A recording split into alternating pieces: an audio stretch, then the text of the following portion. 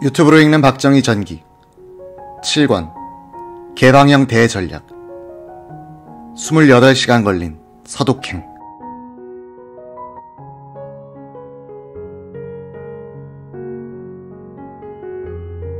박정희는 혁명 직후 미국보다 서독으로부터 신세를 많이 졌다. 1961년 5.16 혁명 직후 미국은 군사정부를 견제하기 위해 경제 원조를 압력수단으로 사용하고 있었고, 외화 부족에 직면했던 군사정부로서는 미국의 경제 압력이 고통스러웠다. 군사정부는 1961년 11월 말 정래혁 상공부 장관을 주축으로 한 차관 교섭 사절단을 구성해 전후 경제부흥에 성공했던 서독으로 보냈다. 신흥균 주 서독대사의 안내로 정래혁 장관은 서독의 에르하르트 경제장관 등과 만나 교섭을 벌였다. 에르하르트 경제장관은 분단과 전쟁으로 피폐해진 한국에 대해 깊은 공감을 갖게 되고, 약 3,700만 달러에 해당하는 마르크와 차관을 한국 정부에 제공해 주었다. 한국이 5.16 이후 유치한 최초의 차관이었다. 이 차관을 얻게 된 배경에서 한 흥미있는 인물이 등장한다. 그는 정래혁 상공부 장관의 특별보좌관이던 백영훈 이등병. 그의 전직은 중앙대학교 경제학 교수였다. 백영훈은 고려대학교 상과대학에 재학 중 6.25를 만났다. 한강 다리가 끊겨 서울 시내를 배회하다 인민군에 끌려가 의용군이 된 백영훈은 낙동강 전선에 투입되었다가 미 공군의 B-29 폭격 와중에 탈출했다. 1950년 9.28 서울 수복으로 학교에 재입학했으나 영장이 나와 1930년생에게 처음 적용됐던 징병 제1기로 입대했다.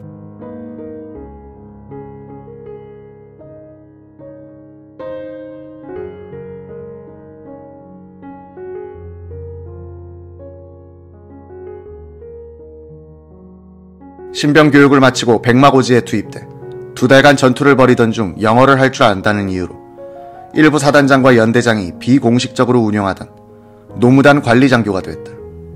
육군 중위라는 계급도 중대장이 현장에서 자의적으로 붙여준 것이었다. 1년여 통역 임무를 수행하다 휴전 후 전역한 그는 어느 날 병무청에서 자신의 근 군무 기록이 아예 없다는 사실을 발견했다. 병무 기록이 없어 군 미필자가 된 그는 1954년 서독 유학시험이 있다는 사실을 발견하고 응시, 합격했다. 그는 1958년 서독 에르랑겐 대학원에서 경제학 박사 학위를 받아 대한민국 경제학 박사 제1호가 되었지만 귀국 여비가 없어 손원일 당시 주독대사에게 부탁했다고 한다. 손 대사가 이승만 대통령에게 이 사실을 보고함으로써 이 대통령이 그에게 여비를 붙여주어 귀국할 수 있었다. 그는 중앙대학교에서 경제학 교수로 1년 5개월 동안 강의하다가 1961년 5.16을 만났다. 백영훈 교수는 혁명정부의 병역기피자 속탄 작전에 걸려 1961년 7월 1일자로 논산훈련소에 입대했고, 신병훈련을 받던 중 지프가 와서 데려갔다고 한다. 당시 상공부 장관이었던 정래혁의 회고에 따르면 혁명정부는 경제의 밝은 보좌관을 몰색 중이었는데 하민영 박사 등 많은 사람들이 백영훈 씨를 추천하여 찾아보니까 논산훈련소에 있었다는 것이다. 백영훈 훈련병은 영문도 모른 채 중앙정보부 김종필 부장 앞으로 끌려가게 됐다고 한다. 서울역 부근 건물로 가서 김종필 중앙정보부장을 만났습니다. 김 부장은 잘 도와주십시오 라고 하더군요. 잠시 후 자신을 국장이라고 소개하는 중령 계급장을 단 몇몇 사람들에게 넘겨줬습니다.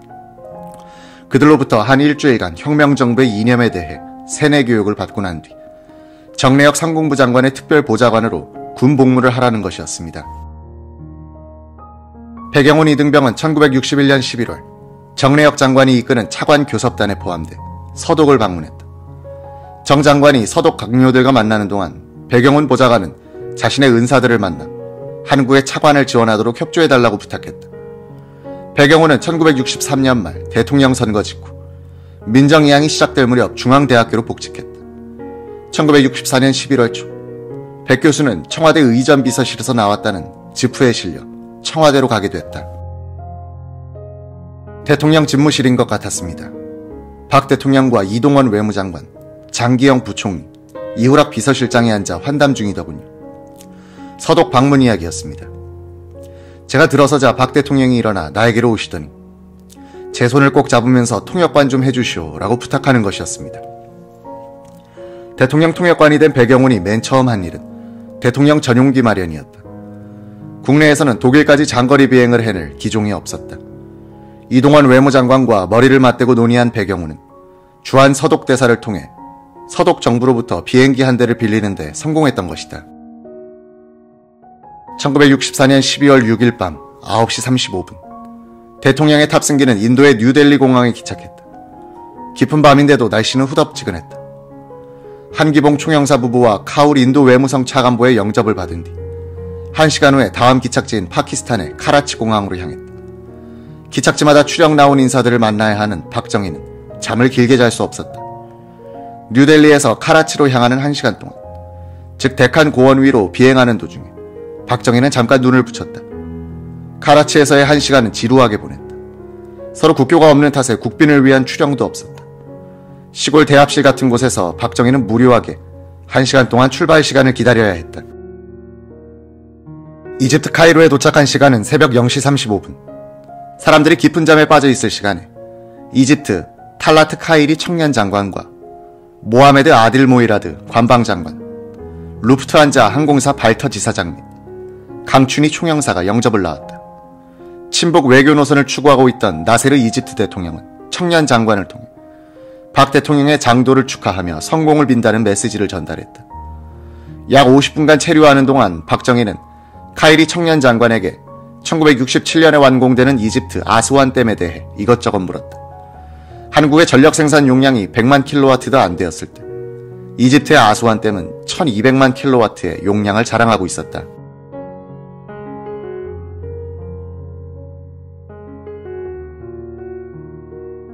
(1964년 12월 7일) 월요일 오전 6시 35분 이탈리아 로마 공항을 이륙한 비행기는 북상하며 알프스 산맥 위로 날기 시작했다.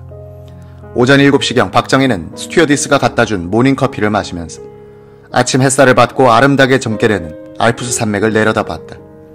그는 아마도 구미 보통학교에 다닐 무렵 감동 깊게 읽었던 나폴레옹 전기의 알프스 원정을 생각해냈을 것이다. 비행기가 서독 상공으로 진입하자 박 대통령은 기자들을 포함한 전 수행원들에게 몸가짐에 조심하라고 다시 한번 주의를 줬다. 박 대통령은 서울을 떠나기 전부터 수행원들에게 서독에 가서는 분에 넘치는 쇼핑을 하지 말라고 여러 번 당부했었다. 박 대통령을 태운 보잉 707기는 오전 8시 19분 서독의 프랑크푸르트 공항에 도착했다. 공항에는 한독 양국 국기가 크게 걸려 있었고 박 대통령보다 먼저 도착해 기다리고 있던 페링 주한 서독 대사가 독일 연방공화국 의전장과 함께 출영했다. 박충원 상공부 장관 일행도 12월 4일 한독 경제회담 참석차 먼저 와 있다가 이날 100여 명의 서독 교포들과 함께 공항에 나와 박 대통령의 도착을 환영했다. 귀빈실로 안내된 박 대통령 부부는 독일 기자들에게 둘러싸였다. 라인 공항장은 유경수 여사에게 카네이션을 선물했다. 한국은행 프랑크푸르트 지점에 근무 중인 홍세표 부부가 18개월 된 딸 소일량을 데리고 나와 대통령 부부에게 인사를 했다. 유경수는 너를 여기서 보게 되는구나 하며 끌어안았고 박 대통령은 소일량의 자그마한 손을 잡고 흔들어 주었다. 특별기가 프랑크푸르트 공항을 떠난 것은 오전 8시 30분. 라인강을 따라 25분간 비행한 뒤 도착한 곳이 본 공항이었다. 전기 항로를 나는 여객기를 얻어 탄 탓에 박 대통령 일행은 서울을 떠난 지 28시간 만에 목적지에 도착했다. 검은 코트 차림에 중절모를 손에 든 박정희 대통령과 밍크 목도리를 두른 한복 차림의 유경수는 독일 연방외무부 의전장의 안내를 받아 트랩을 내려갔다. 박 대통령은 하이니히 류이브케 대통령 내외와 그 뒤에 서 있던 루트비히 에르하르트 총리, 오이겐 게르슈텐마이어 하원 의장 등 3부 요인과 인사했다. 47살의 박정희 대통령과 70살의 류이브케 대통령은 나란히 의장대의 경례를 받았다. 애국가와 서독 국가가 울려 퍼졌다. 박정희는 류이브케 대통령의 안내로 3군 의장대를 사열했다. 의장대 사열이 끝나자 박 대통령은 의장대장에게 악수를 청하면서 이런 말을 했다. 나는 사기왕성한 귀 군대를 사열할 수 있게 된 것을 만족스럽게 여깁니다. 덕택으로 독일 착륙 제1보의 인상은 매우 좋았으며 무척 기쁩니다. 장신 거구의 의장대장도 흥분하여 예 각하, 저도 오늘 각하께서 처음으로 우리 부대를 인정해 주신 것을 무한한 영광으로 여기는 바입니다. 라고 대답했다. 박정희, 류이브케 양국 대통령은 연단으로 올라갔다. 류이브케 대통령의 환영사가 있었다.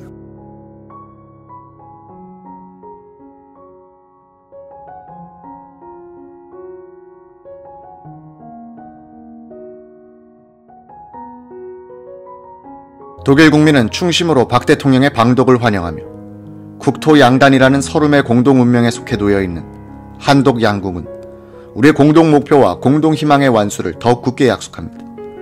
이어 박정희 대통령의 도착 성명이 있었다.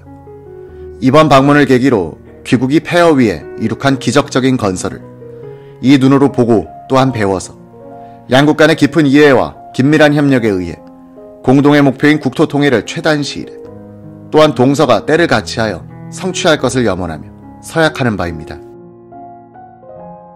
영접 행사가 끝나자 박 대통령 부부는 리부케 대통령과 리무진에 동승하여 공항을 떠났다. 박충훈 상공부 장관을 수행하여 본에 도착해 있던 상공부 공업 제1국장 오원철도 박 대통령의 행렬을 현장에서 지켜보고 있었다. 오원철 국장은 박 장관과 함께 아침 식사만 제공되고 목욕을 하면 돈을 따로 지불해야 하는 하루 3달러짜리 민박집에 머물고 있었다. 오원철은 훗날 그의 책 한국형 경제건설에서 이렇게 기록하고 있다. 가난한 나라의 대통령은 초라해 보였고 가엾어 보였다. 공항에서 숙소까지 가는데 몇 대의 사이카가 선도하는 게 고작이었다. 길 옆에 20개쯤의 태극기가 축 처진 채 걸려 있었다. 숙소인 스위트램이라는 게 고작 10평도 채 되지 않았다. 당시 임시 수도였던 본은 인구가 3만 명 정도의 작은 도시로 정부 청사라는 게 언제 지은지도 모르는 낡은 국민학교 건물이었다. 서독 사람 스스로 이렇게 검소하게 지내고 있으니 한국의 대통령을 홀대한 것이라 생각할 수도 없었다. 12월 7일 오전 10시 30분 숙소인 괴니소프 호텔에 도착하자 리부케 대통령이 박 대통령을 안내하여 로비로 들어섰다. 박 대통령 곁에서 통역을 하려고 바짝 따라붙었던 배경훈 통역관의 증언. 부동자세로 선 경호원들만 보이는 로비에 웬 서양인이 의자에서 신문을 읽고 있었습니다. 황당했죠. 그 순간 그는 신문을 천천히 접으며 박 대통령을 바라보고 웃더군요.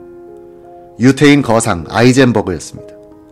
순진한 박 대통령은 무척 반가워하면서 저를 통해 리부케 대통령에게 아이젠버그를 소개해줬습니다. 우리나라를 잘되게 하기 위해 백방으로 도움을 주고 계신 아이젠버그 씨입니다. 라고 말입니다. 그날 이후 박 대통령의 서독 체류 기간 내내 아이젠버그는 박 대통령의 뒤를 따라다녔습니다.